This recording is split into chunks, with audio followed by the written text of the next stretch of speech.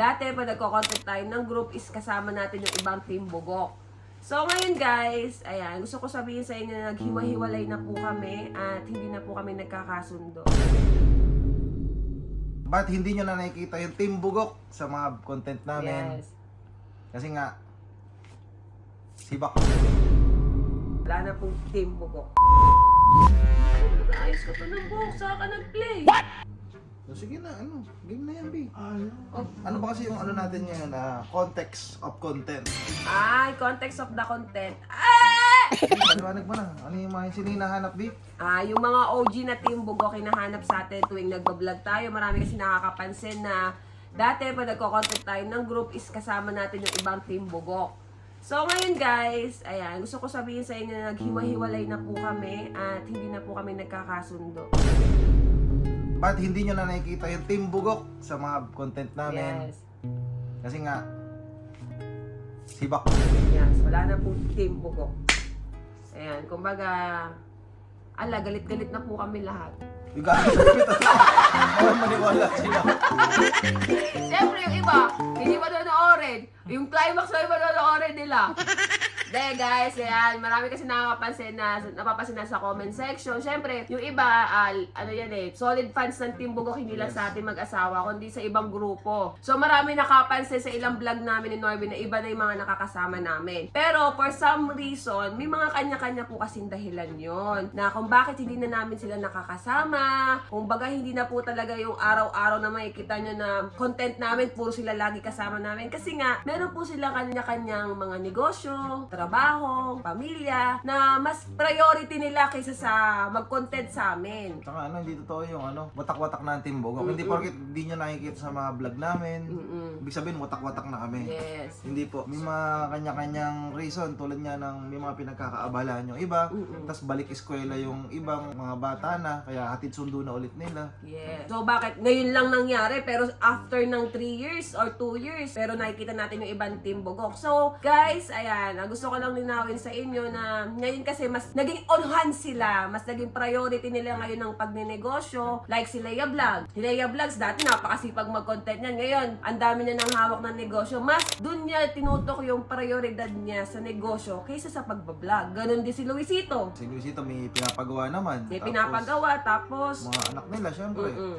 May magbabantay. magbabantay. So, syempre, hindi naman kami yung parang boss nila na pag sinabi namin na, guys, magko-content kami, kailangan yung pumunta dito, punta na kayo. Syempre, hindi po ganun. Kumbaga, ano yan kami lang yung tao na gusto namin na kung saan sila mag-grow, doon po dapat sila. Kumbaga, hindi kami yung tipo ng tao na kailangan na ikat yung kung saan sila pupunta. Kumbaga, parang point ko dito, is yung hindi natin sila hawak sa leeg. Kumbaga, hinahayaan natin silang mag-grow. So, nakikita naman namin na nagtututok sila sa mga business. Yan. So, ano ba? Ganun pa, may naghanap pa. Asan daw ba ang tudeng? Ayan, si Adeng. Hinahanap sa amin si Togo at Adeng. Si Adeng po kasi is nakasama ko 2016 from 2024 sa bahay. So ngayon guys, so syempre si Adeng, tumatanda na yung mga kapatid niya. So napag-isipan niya na mas gusto niya na makasama yung magulang niya at mga kapatid niya. Syempre sa tagal ba naman namin magkasama, bakit hindi ko mapagbigyan si Adeng na makasama naman yung totoo niyang pamilya? So ngayon nagpo-focus siya ngayon doon sa mga kapatid niya, saka sa mama niya. So si Togo naman po is nagpupunta rin sa bahay pero madalang na rin namin makasama sa content kasi nahihiya rin po kami ni Norbin kasi nga Togo po ay may problema sa page. Ayan, may problema po siya. Kumbaga kahit mag-content siya, hindi niya po nakukuha yung sahod niya sa Meta. Tama po. So siyempre, kami ni Norbin, marunong kami mahiya kasi nga kami kikita tapos yung ibang grupo namin, hindi sila makapag-content kasi walang dalay na pumapasok. So, hindi naman po kami ganun kagarapan mag-asawa. Yes po, ayan. Pati yung ibang team bugok, alas yung mga kapatid ko, hindi ko rin nakakasama gano'n sa mga video kasi may mga kanya-kanya silang tinututukan na Business. negosyo. Saka, may sarili silang buhay, syempre. Kaya minsan nakikita kami ng mga kapatid ko sa mga gathering na lang tulad nakaraan nung death anniversary ni Papa. Yun, kita-kita kami doon. Saka ang Team Bugok naman, kahit hindi nyo makita sa video, sila pa rin yung OG, saka sila yung original na kasama namin na Team Bugok. Kumbaga, yung mga nakikita nyong bagong muka, sila lang yung mga minsan nakakasama ko sa bilyaran namin. Kumbaga, bagong kaibigan, parang ganun.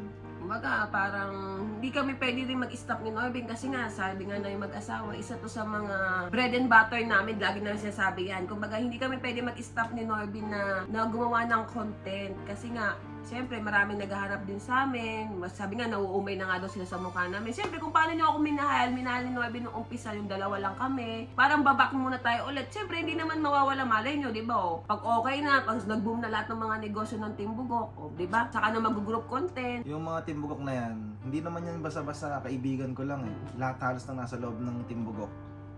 Pinsan ko, kapatid ko, bayo ko. So, kumbaga, kahit hindi kami magkita-kita ng matagal, sila yung mga pamilya ko na low maintenance. Kumbaga, hindi kami magkita. Madalas, pag nagkita na kami ng one time, kami pa rin. Kumbaga, hindi kami yung mga kaibigan na porket hindi mo nakikita, hindi ka nakakamusta, sabihin mo, yumabang na. Hindi sila yung ganun. Kumbaga, followers namin kayo, karapatan nyo malaman kung bakit minsan wala sila sa video namin. Kumbaga, tulad ni Charis, kapapanganak lang. Tapos si June, nagtumutok na sa fire extinguisher, yung Chensan that fire for yung Chensan. Tapos si Charm, kaya umuwi dito si Charm is para tumutok na din sa negosyo kasi nga na sila, wholesaler sila ng mga fire extinguisher. Mga tangke, mga chemical. So, lahat yan, si Bayaw. Dati si Bayaw, hindi naman nag-aaral yung anak ngayon.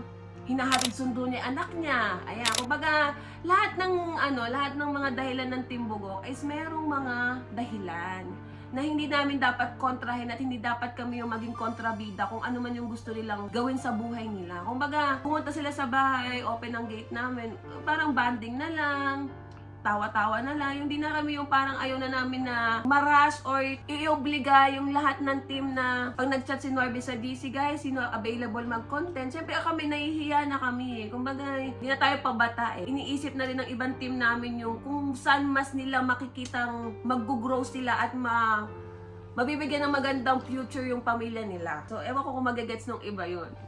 So actually, yung mga nakasama namin bagong mukha sa content, sila na may tumutulong sa amin, kunyari may mga challenge na kailangan ng maraming tao. Sana kung paano nyo minahal yung Team Bugok nung una, ganun din mahalin yung mga nakakasama namin bago ngayon. Actually, kasama namin yung isa eh. Asan ba yan? Asan si Kato, tara dito Kato, pakita ka. Ito dito kay mahirapan. What? Kasi hindi siya pwedeng hawakan sa leeg. Gaya mo, isang grupo yung tinanggal. Hindi naman tinanggal. Baka Isang grupo yung tinanggal, isang tao ulit pumalit. Pero all goods kami guys, lahat. Ayan. All goods kami lahat ng Team Bugok. Wala pong alitan. Tulad si Bugs TV. Si Bugs TV unang nawala kasi naging priority niya yung unang niyang baby. Di ba? Yung nagkaanak na. Talagang tinutukan ni anak niya. Yun talaga yung pinaka. Hindi naman siya nawala. Kumbaga, yun yung pinaka naglaylo sa pagiging content creator. Talaga nag-focus siya sa anak niya. Tapos, ayan, sila Kiling TV. Si Kiling, oh. Pare, tara dito, pare. Ayan. Eh, hindi na bibisi, eh. So, alam ko to, magiging issue to, yung paglabas namin ng ibang bansa. Ayan, si Kiling TV ay magbe-birthday po ng 16. So, kilala nyo naman si Kiling since day one talaga. Sila talaga ni Norbin ang ganyan talaga. Kasi hindi talaga sila mapaghiwalay sa lahat ng kagaguhan. Umpisa ng kabit prank, talaga si Kiling. So, pinayback namin si Kiling. Kumbaga, ito yung birthday treat namin sa kanya. Yung daling namin siya dito sa ibang bansa. Kaya kasama yung asawa niya. So, wag niyong gawing issue kung ba't di namin kasama yung ibang Team Bugok. Kasi yung ibang Team Bugok, hindi namin kaya lahat sa, hindi namin kaya sa...